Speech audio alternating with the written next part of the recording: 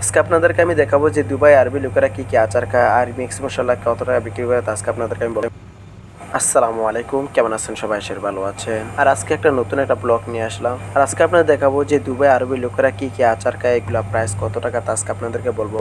এই যে দেখেন, এটা হচ্ছে আচার, আর এখানে বিভিন্ন ধরনের আচার আছে, আর এগুলো হচ্ছে বাংলাদেশের আচার মতো না। আর এগুলো বাংলাদেশের আচার থেকে অনেক আলাদা এগুলো টেস্ট। আর এগুলো হচ্ছে দেখেন, এটা হচ্ছে পেঁয়াজের আচার, এটা পেঁয়াজের আচার। এখানে বিভিন্ন ধরনের আচার আছে, এটাও পেঁয়াজের আচার, এটা বিভিন্ন ধরনের। দেখেন এটা হচ্ছে লেবুর আচার, এটা দেখেন এটা লেবুর।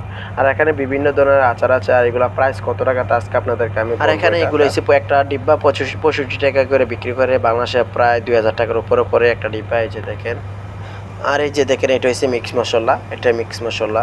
আর এটার চাহিদা রমজান মাসে অনেক বেশি থাকে। আর এগুলার যেগুলো দেখাইছি আচার, এগুলার চাহিদা অনেক বেশি। আর এগুলো আরবি লোকেরা অনেক বেশি খায় এগুলা। আর এগুলা প্রাইস যত দাম হোক এগুলো আরবি নিয়ে যায়। আর এটা দেখেন রয়েছে কুরকুম, এটা রয়েছে হলুদের গুঁড়া, এটা আর হলুদের গুঁড়া এগুলো হচ্ছে ঘরের ভিতরে বানায়। এগুলা যে আচারগুলো দেখাইছে এগুলো সব ঘরের ভিতরে আরবি লোকেরা বানায় এগুলা। আর এই মিক্স মশলা যেটা দেখতেছেন এটার প্রাইসও 2000 টাকার উপরে পড়বে, প্রায় এখানে 1 কেজির মতন আছে এগুলা। আর এগুলো অনেক বেশি চলে, আরবি লোকেরা সবথেকে বেশি এগুলা খায় আচারগুলা।